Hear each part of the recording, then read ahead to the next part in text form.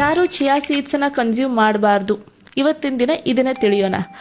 ನಮಸ್ಕಾರ, ನಾನು ಡೈಟಿಷಿಯನ್ ಪೂಜಾ Ganesh. Chia seeds ಬಗ್ಗೆ ತುಂಬ ಆರ್ಟಿಕಲ್ಸ್ ಬರುತ್ತೆ, ಅದನ್ನು ನೋಡಿ ಎಲ್ಲರೂ ಕನ್ಸ್ಯೂಮ್ ಮಾಡೋದಕ್ಕೆ ಸ್ಟಾರ್ಟ್ ಮಾಡ್ತಾರೆ. ಆದರೆ ಕೆಲವೊಂದಿಷ್ಟು ಆರೋಗ್ಯ ಸಮಸ್ಯೆಗಳಲ್ಲಿ ಡೈಟಿಷಿಯನ್ ಆಗಿ ನಾವು ಲಿಮಿಟ್ ಮಾಡ್ತೇವೆ. ಮೊದಲೇ ಕಂಡೀಷನ್ ಬಂದ್ಬಿಟ್ಟು ಲೋ ಬ್ಲಡ್ ಪ್ರೆಷರ್.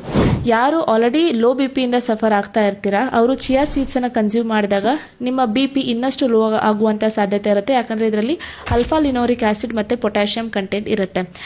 ಎರಡನೇದು, ಯಾರಿಗೆ ಹೆವಿ ಬ್ಲೀಡಿಂಗ್ ಆಗ್ತಾ ಇರುತ್ತೆ ಪೀರಿಯಡ್ ಸಮಯದಲ್ಲಿ, ಇದರಲ್ಲಿರುವಂತಹ ಒಮೆಗಾ 3 ಇನ್ನಷ್ಟು ಬ್ಲೀಡಿಂಗನ್ನು ಜಾಸ್ತಿ ಮಾಡಿಸುವಂತಹ ಸಾಧ್ಯತೆ ಇರುತ್ತೆ. ಹೀಗಾಗಿ ಈ ಕಂಡೀಷನಲ್ಲೂ ಕೂಡ ನಾವು ಲಿಮಿಟ್ ಮಾಡ್ತೇವೆ. ಮೂರನೇದು ಬಂದುಬಿಟ್ಟು ನೀವಾಗಿರ್ಬೋದು, ನಿಮ್ಮ ಪೇರೆಂಟ್ಸ್ ಆಗಿರ್ಬೋದು, ಬ್ಲಡ್ ಥಿನ್ನರ್ಸನ್ನು ನೀವು ತೊಗೊಳ್ತಾ ಇದ್ದೀರಾ, ಆಸ್ಪಿರಿನ್ ಆಗಿರ್ಬೋದು, ಬೇರೆ ಒಂದು ಬ್ಲಡ್ ಥಿನ್ನರ್ಸ್ ಆಗಿರ್ಬೋದು, ಆ ಕಂಡೀಷನಲ್ಲಿ ಇದು ಇನ್ನಷ್ಟು ಲೋ ಮಾಡುತ್ತೆ.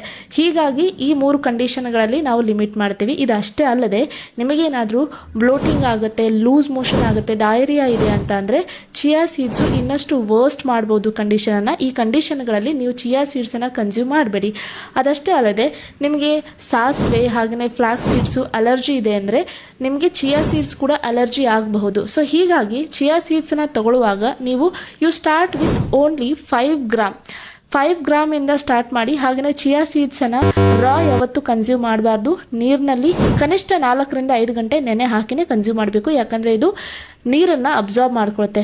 ಡ್ರೈ ಕನ್ಸ್ಯೂಮ್ ಮಾಡಿದಾಗ ಹೊಟ್ಟೆಯಲ್ಲಿರುವಂತಹ ನೀರಿನ ಅಂಶ ಇದು ಅಬ್ಸಾರ್ಬ್ ಮಾಡಿಕೊಂಡಾಗ ನಿಮಗೆ ಡಿಹೈಡ್ರೇಷನ್ ಆಗುವಂಥ ಸಾಧ್ಯತೆ ಕೂಡ ಇರುತ್ತೆ. ಯಾವುದೇ ಆಹಾರ ಪದ್ಧತಿ ಒಳ್ಳೆಯದು ಕೆಟ್ಟದ್ದು ಅಂತ ಅಲ್ಲ, ಸರಿಯಾಗಿ ಕನ್ಸ್ಯೂಮ್ ಮಾಡುವಂತಹ ಪ್ಯಾಟರ್ನ್ ತಿಳ್ಕೊಂಡಿರೋದು ತುಂಬ ಇಂಪಾರ್ಟೆಂಟ್ ಆಗಿರುತ್ತೆ. ಈ ವಿಡಿಯೋ ಇಷ್ಟ ಆದರೆ ಡೈಟಿಷಿಯನ್ ಪೂಜಾ ಗಣೇಶ್ನ ಫಾಲೋ ಮಾಡೋದನ್ನು ಮರಿಬೇಡಿ.